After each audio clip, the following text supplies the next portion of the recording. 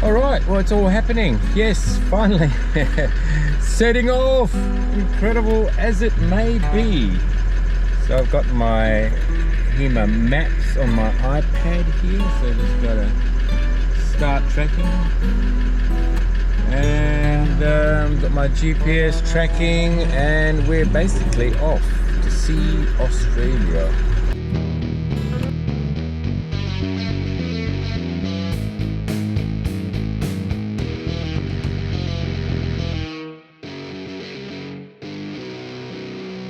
A lot of water around the place, and I did check the website to see where the Simpson Desert is open. It is open, but there may be a few challenges along the way with water.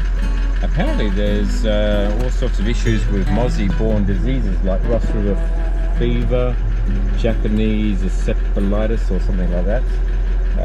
So we'll be using a lot of mozzie repellent, I think, assuming we get out there.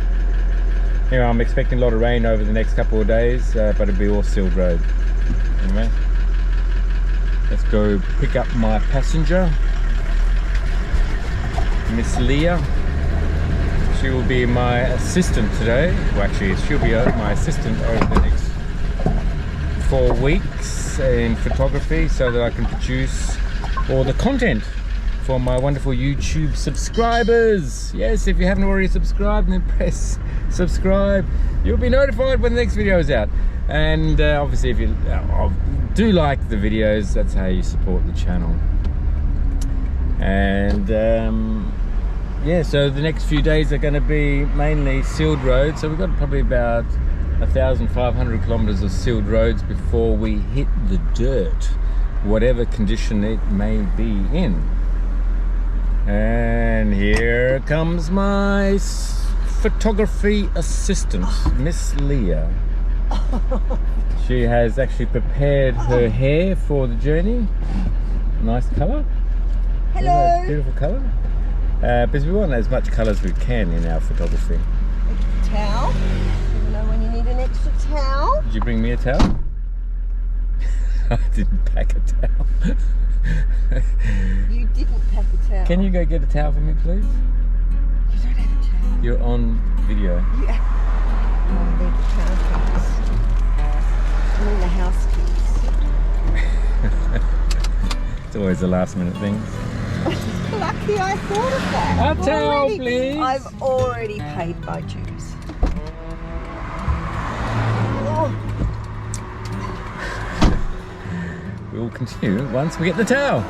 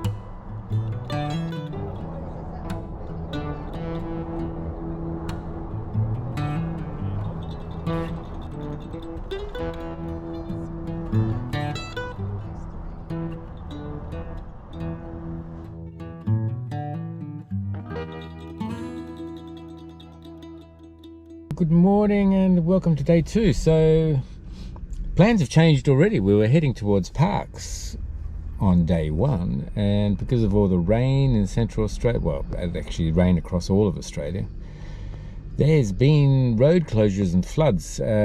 So we've had to detour slightly and go towards Dubbo. That's where we spent the night. There is still rain coming in through the west, across the west, and through southern central Australia, and not entirely sure how many of the roads that we plan to cover now going forward will be closed or open or whatever.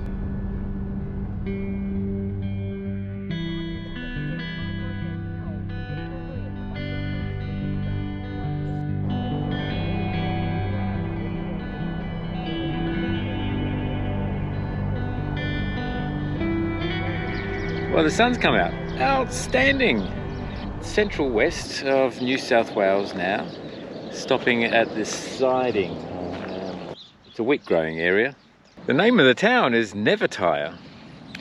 And it's in the middle of nowhere. So I guess if you're driving along and you're feeling tired, then you stop. So you will never be tired. But it's a nice quiet area. Yeah, by some wheat trains here. And a typical scene of Australia was big, flat and wide. You can see, as far as you can see, it's flat. A scene that you'll see in Central Australia and outback Australia, especially in drier areas, you find these melons all over the place. Not entirely sure whether, I've never seen anyone eating them, so I'm presuming that no one actually eats these. You find them along the railway tracks. And also along the dirt roads of Central Australia. So what actually happens to them once they dry out? After they've been sitting in the sun for a while, here's an example. What's left of a yellow lemon.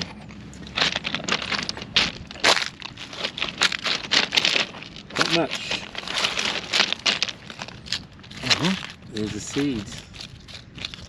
So the weather's cleared up, and I'm expecting that we're going to have blue skies for the next few days at least, as we travel out west and we work out how wet the dirt roads are and what we can traverse and what we can't.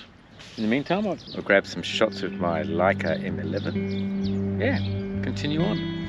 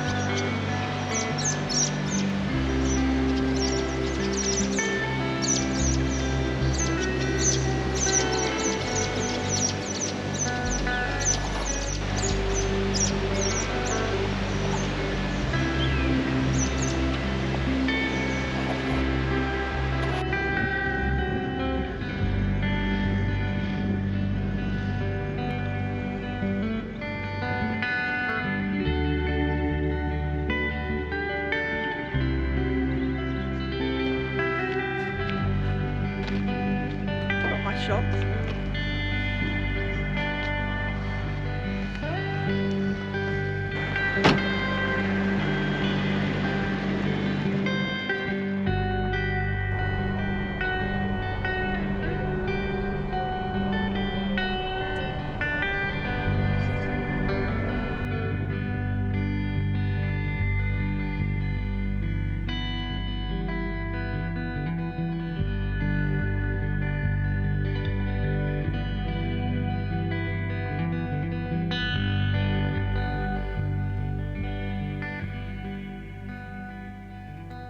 Okay, well, we're on the road from Burke to Tibooburra now, and this is really exciting. We've got beautiful weather, and I've never seen so many lizards on the road. And what we have here is a bearded dragon.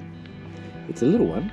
They grow quite a bit larger, and I'm not sure whether There he goes. And he's hiding in here. Oh well, gone. Okay, I found a larger one here on the road. Here he is. I wonder how close I can get to him. Nice looking. He's looking very closely at me. There he goes. I reckon that's probably as close as we're going to get to him. Forget about catching him this time of day. It's 3:15, so they've been sunning in the sun for a while, and they are cold-blooded animals, which means they need the sun in order to get energy, and they've got lots of energy right now, so it'd be impossible to catch them. In the morning, I'll find one in the morning. All right, well, Australia's famous for lizards, and this particular one is called a sleepy lizard or a stumpy tail lizard because it's got a wonderful head and a tail that looks like its head. They're really quite harmless and they are quite docile. This one is quite energetic right now, but they'll settle down in your hand, and it's got a nice blue tongue, and it's probably better off in the bush than it is actually on the road. There you go, that's it. So you're better off in the dirt. There you go.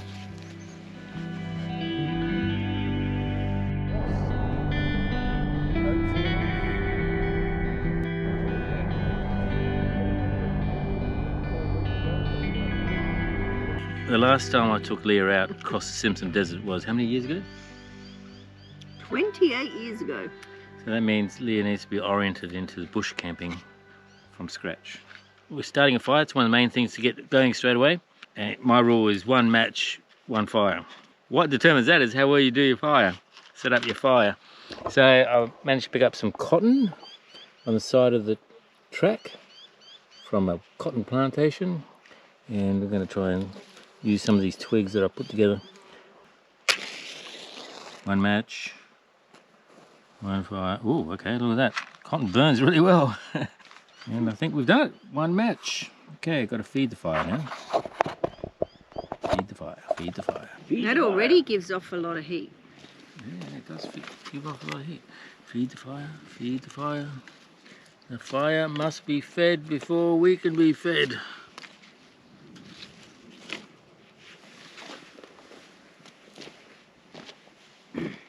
Why is it wherever I'm sitting is where the smoke comes?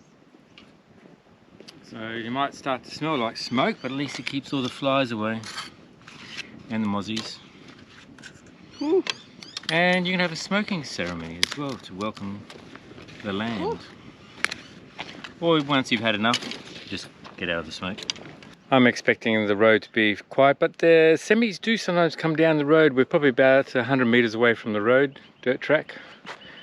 So there might be some semis coming down during the evening.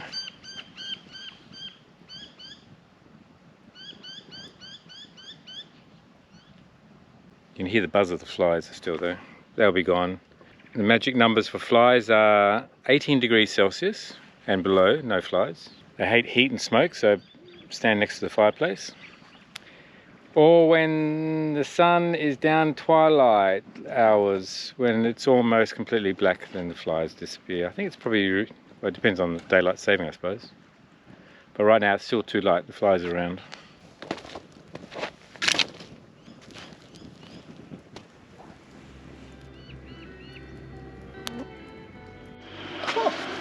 Where's the first for everything cooking with the induction cooker?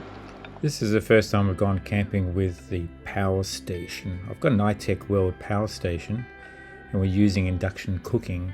It's amazing the speed of cooking is increased, and the control is pretty good as well. One of the main benefits of having induction cooking, particularly out in the bush, is it's not affected by the wind, so gas normally the heat gets blown away from underneath the pot.